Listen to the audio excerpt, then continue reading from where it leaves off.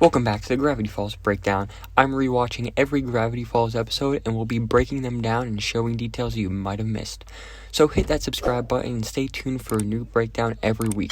I'll be going in release order, so today we have Tourist Trapped, Season 1, Episode 1. In this episode, Dipper and Mabel travel to Gravity Falls and are introduced to the main characters of the show. Mabel searches for a boyfriend while Dipper, feeling creeped out, stumbles upon the third journal. Mabel finds a boyfriend who turns out to be gnomes, and Dipper and Mabel's paths cross when Dipper has to save Mabel from the gnomes. They defeat the gnomes together and the episode ends. With this being the first episode, there's a lot to unpack, so let's get right into it. The episode opens with the only voiceover in all of the episodes other than the last, which means the show begins and ends with a voiceover. Right after the voiceover, the intro begins. A few seconds into the intro, you can see on one of Dipper's bags there's a sticker that says Piedmont, California. Piedmont, California is the town Dipper and Mabel live in, which I think is interesting because usually you don't have souvenirs from your own town. These opening shots of the intro are similar to Twin Peaks, and a show that Gravity Falls takes some inspiration from. A few seconds after that, the intro switches to Dipper, Mabel, and Grunkle Stan looking at a footprint without knowing there is an even bigger one. This is a metaphor for how, throughout the show, the characters don't know there's much more going on behind the scenes. A few seconds later in the intro, you can see for a split second Bigfoot in a frame. After that, the next scene in the intro is of a wind vane. That at the top has a question mark and letters spelling out what. Interestingly, only one of those letters is actually on a normal wind vane. After this, we see Dipper exploring a cave with Norse symbols in it. They don't seem to mean anything from what I've been able to find. Right after that, he turns around and finds himself looking at a monster known as 8-Ball. 8-Ball is a part of Bill Cypher's intergalactic criminal gang. A few more seconds go by and we find the characters around a fire in the woods.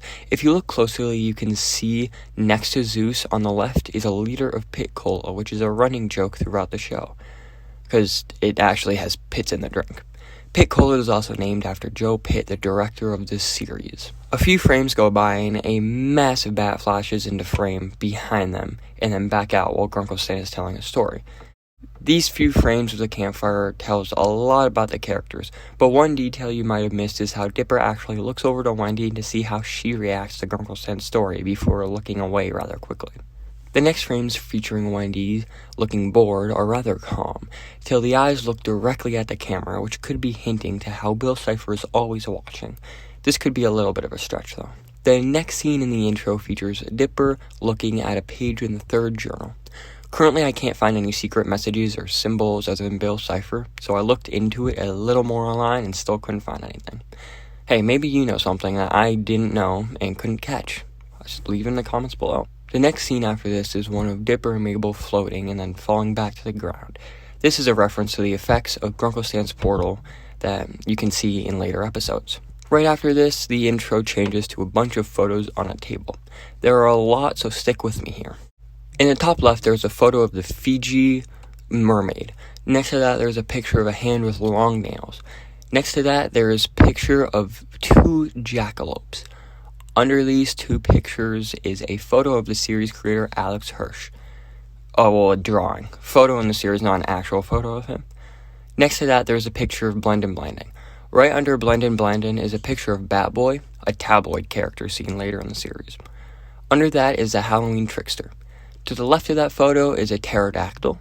To the left of that is a picture of a gnome that presumably bit the photo after it was taken. And lastly, there's a picture of Gideon to the left. Currently, there are 5 other unidentified photos under these. Okay, so that was a lot. After this, we see a postcard of Gravity Falls with a 1 penny stamp. Near this is faded numbers reading 618. This is a reference to Alex Hirsch and his twin sister's birthday, June 18th.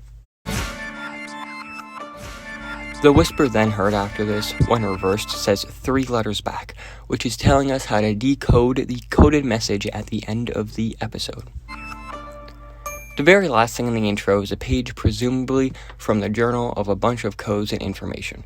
Firstly, in the middle of the right side, you can see a coded message translating to Stan is not what he seems.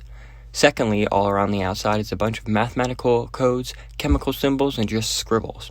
I haven't been able to decode or find the meaning of these, but let me know in the comments if you can. In the center of the page, on the code wheel, you can see Bill Cypher surrounded by symbols. These symbols all mean different things. Firstly, the shooting star is representing Mabel because she has a shooting star on her sweater. The pine tree is representing Dipper, and he has a pine tree on his hat. The fish-looking claw thing represents Stan because his hat has the same symbol on it. The question mark represents Zeus because he has it on his shirt. The stitched heart represents Robbie because he has it on his sweatshirt. The hand comes from the journal. The pentagram represents Gideon because Gideon has a pentagram on the tent of telepathy. The glasses represent Stanford because he wears glasses. We still don't know who the llama and ice represent, but it is widely accepted that the llamas represent Pacifica because her family has a painting of llamas. The ice presumably represents Wendy because when she appears, some sort of ice does too. But it could also represent Blendin. The wheel entirely represents people needed to seal Bill back away and defeat him entirely. Alright, now that we are done dissecting the intro, let's get into the actual episode. The map shown in Dipper's voiceover is of Oregon Gravity Falls. Gravity Falls is in the center of it, but in later episodes, Gravity Falls is actually shown to be on the east side of Oregon. On this map, Corvallis is also spelled differently than in the real world, where it is spelled Corvallis. Right after the map is shown, in the top right of the mystery shack, a frame of glass resembling Bill can be seen. The next frames show Mabel putting up a poster of a guy resembling Justin Bieber. The mask Grunkle Stan uses to scare Dipper is a Gillman mask from the film Creature of the Dark Lagoon, released in 1954. A little bit later, Grunkle Stan walks through a door holding a Pit Cola drink, another running gag. Right after this, Wendy is seen holding a magazine about Pit Cola, so, Pit Colas are really big in this town. Next to Wendy, to the left of her, is a cash register with Alex Hirsch's birthday on it, 6/18. A little bit after that, Dipper shows Grunkle Stan his mosquito bites that spell B-Warb. The bites are actually from Sotsquitos, which spell out important messages about your future, except they are misspelled, so people often misinterpret or misunderstand what they're trying to tell you.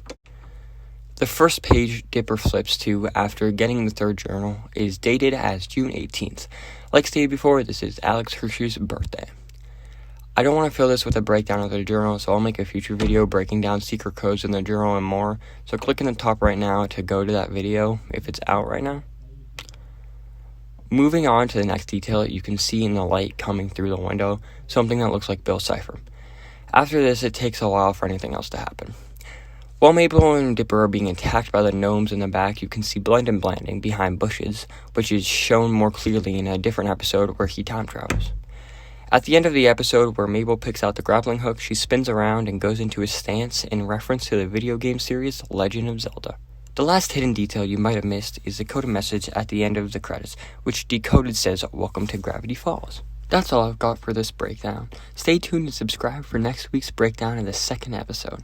Remember to like, comment, and subscribe, and I'll see you in the next video.